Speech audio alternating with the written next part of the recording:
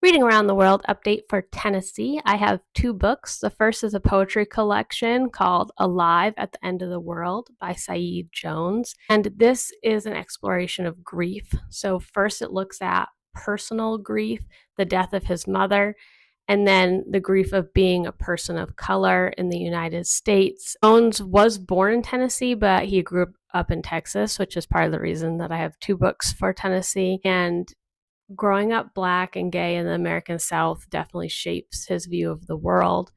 And it's part memoir, part exploration of the grief of others. The poems that stood out to me were Alive at the End of the World, If You Had an Off Button, I'd Name You Off, A Song for the Status Quo, It's 1975 and Paul Mooney Says 100 Times, Saeed, How Dare You Make Your Mother into a Prelude, Heritage, The Trial, Date Night, A Difficult Love Song for Luther Vandross, The Dead Dozens. At 84 years old, Toni Morrison wonders if she's depressed.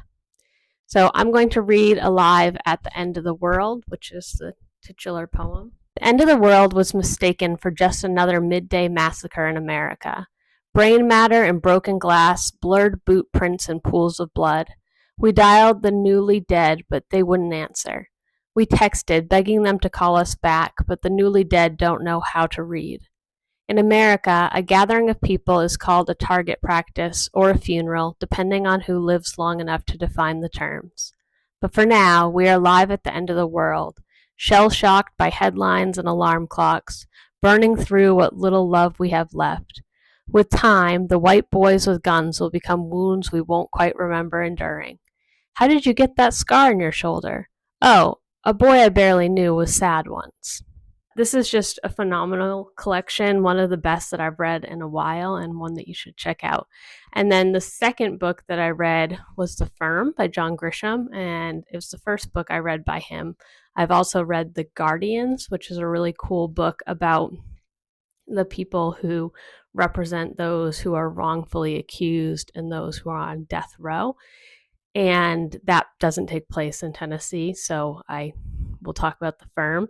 But The Firm follows Mitch, who is a Harvard graduate, and he's offered an ideal job at this firm.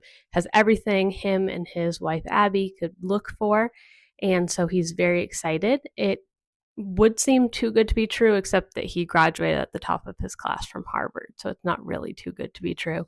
But this leads him into all sorts of danger and chaos, and this is just a classic thriller and one worth checking out.